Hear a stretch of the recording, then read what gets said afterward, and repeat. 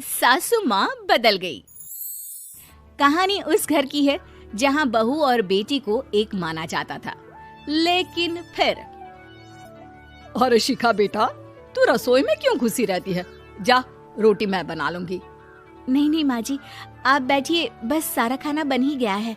श्वेता को बोल देती हूँ, वो खाना लगा देगी सबका। सॉरी भाभी, मेरे पास वक्त नहीं है। माँ, मुझे पैसे देना, पार्लर जाना है। हाँ हाँ चली जाना, भाभी को भी ले जाना। वो भी जाने को बोल रही थी पार्लर, पर पहले ना मदद कर दे उसके खाना लगाने में।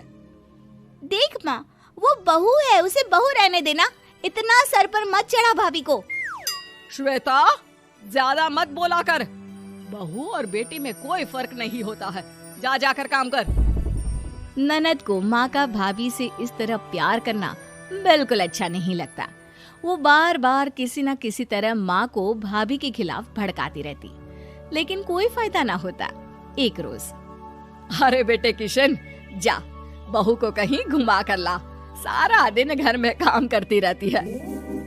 हाँ हाँ माँ, हम लोग जा रहे हैं ना गोवा। अच्छा जी, भाभी ने तो हमें बताया भी नहीं। वैसे तो सारी पंचायत करती है, ये गोवा वाली बात क्यों छुपा गई हमसे? अरे क्योंकि उसे खुद नहीं पता था बहन। मुझे टिकट सस्ती मिल रही थी तो मैंने बुक कर दिया। हाँ शिखा, पैकिंग कर ले, संडे हम जा रहे हैं गोवा। दोपहर में शिखा पैकिंग कर रही थी कि सास आ जाती है। ये क्या बहू, साड़ियाँ? अरे गोवा जा रही है घूमने या फिर शादी में मायके हैं? माँ जी, ऐसा कुछ है ही नहीं, समझ में नहीं आ रहा क्या रखूं कपड़े में।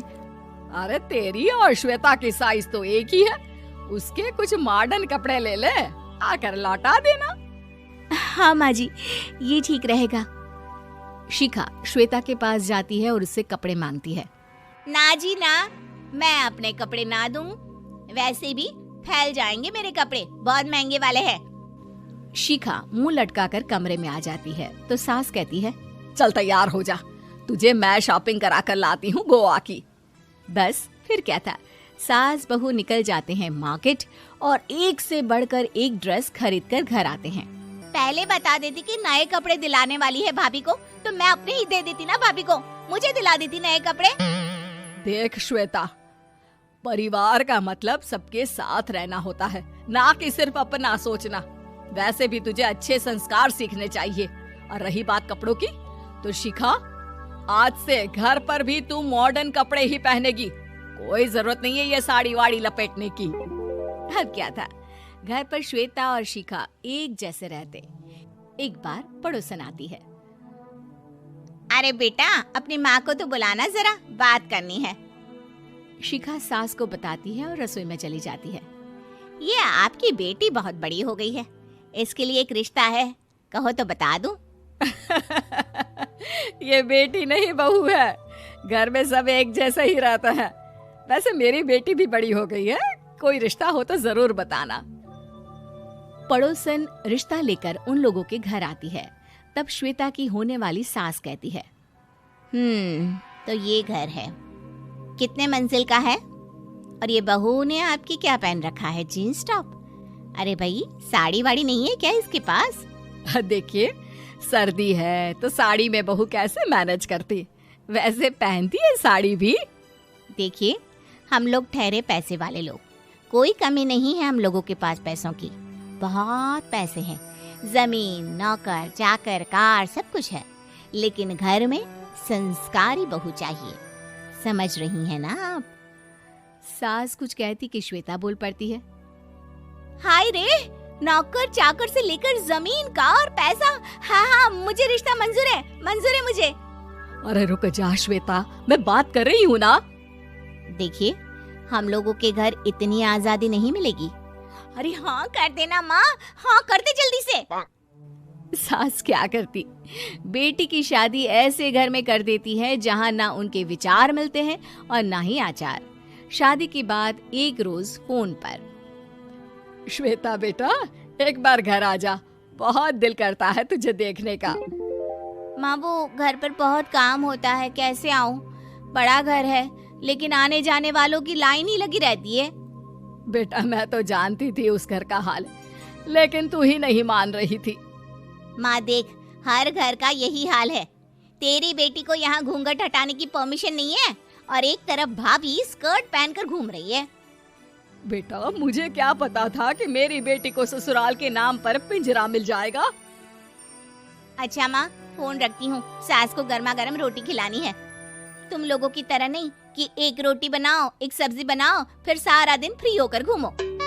सास फोन तो रख देती है, लेकिन सोच में पड़ जाती है कि एक तरफ बेटी जिसे कोई आजादी नहीं, वहीं दूसरी तरफ बहू जिसे देखकर लगता ही नहीं कि उसकी शादी भी हुई है। अगले रोज। शिखा, अरे ओ शिखा। हाँ माँ, क्या हुआ? कुछ चाहिए आपको? मैं जिम जा रही थी।